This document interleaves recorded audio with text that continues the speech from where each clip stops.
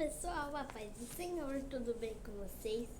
Hoje eu vou contar a lição 11 para vocês, que tem como título A Arca da Aliança.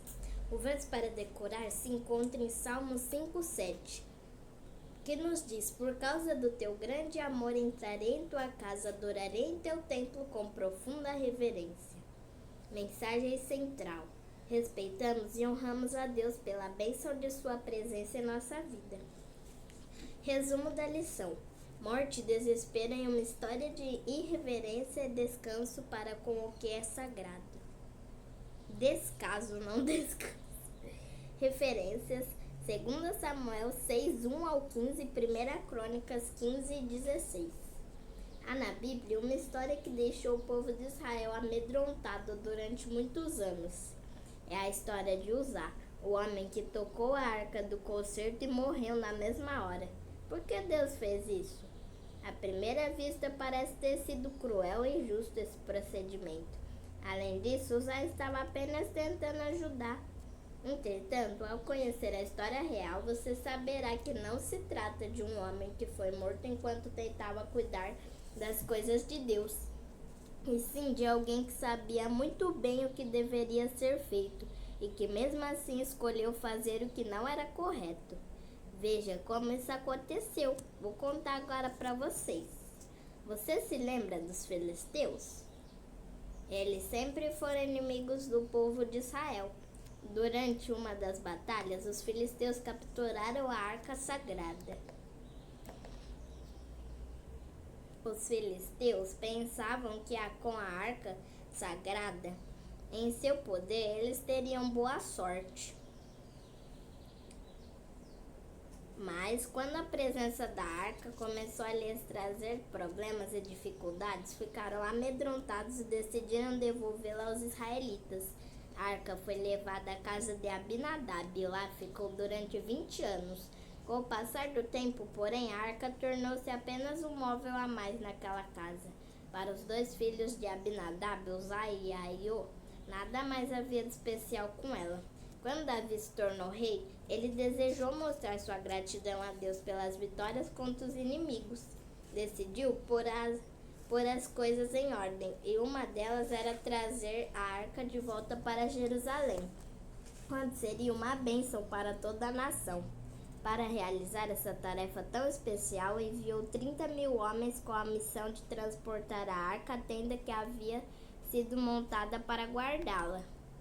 Você deve se lembrar de que havia argolas nos 4 cantos da arca, não é? Elas serviam para transportá-la de um lugar para o outro. Ninguém deveria tocar a arca. Os sacerdotes deveriam passar uma vara através das argolas. Em cada lado da arca, e levá-la sobre os ombros. Abinadab e sua família sabiam disso, pois eram sacerdotes. Entretanto, acharam que isso não era problema deles e não disseram nada aos que fariam o transporte. Haviam perdido o respeito pela arca e a trataram como um móvel comum. Em vez de agir como o Senhor havia ordenado, as pessoas que levaram a arca resolveram fazê-lo a seu modo, achando que seria mais fácil usarem um carro de bois, assim como os filisteus haviam feito. Em vez de os sacerdotes levarem-na sobre os ombros, Uzá e seu irmão deveriam andar ao lado da arca, porque ela lhes era familiar, e supunha-se que saberiam cuidar dela. A arca ia balançando no carro de bois durante todo o trajeto, por causa dos buracos no caminho. Ao passarem por um trecho bastante difícil, os bois tropeçaram e Uzá pensou que a arca fosse cair. Ao se adiantar para segurá-la, caiu morto no mesmo instante. É justamente aqui que sentimos pena de Uzá. Até mesmo o rei Davi ficou triste. Uzá estava apenas tentando ajudar. Mas será que estava mesmo? Ele sabia que a arca não deveria ser carregada em um carro de bois, mas não disse nada. Sabia que a arca não deveria ser tocada por um homem algum, mas ele mesmo a tocou. Uzá sabia o que estava fazendo. Se tivesse agido corretamente logo no início, nada disso teria acontecido. O rei Davi deteve o cortejo e deu ordens para que a arca fosse colocada na casa de Obed-edom.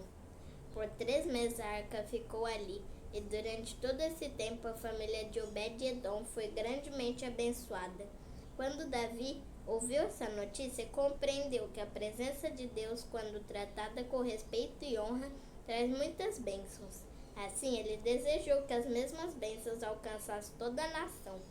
Davi decidiu de novo transportar definitivamente a arca para Jerusalém, mas dessa vez pediu aos sacerdotes que a carregassem como Deus havia ordenado.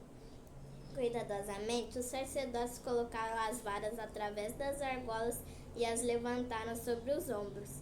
Andaram alguns passos e não caíram mortos. Conseguiram levar a arca por todo o caminho até chegarem a Jerusalém, onde a colocaram na tenda especialmente montada para ela. Na próxima vez que você for à igreja, lembre-se de Obed-edom e escolha aceitar a presença de Deus como verdadeiro privilégio ao entrar no templo. Imagine-se entrando na sala de um rei amoroso que convidou você para vir encontrar-se com ele. Um recado para você.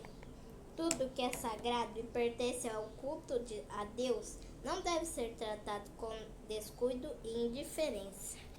Tchau, espero que tenham gostado da lição que eu contei para vocês. Deus abençoe a todos, fiquem com Deus.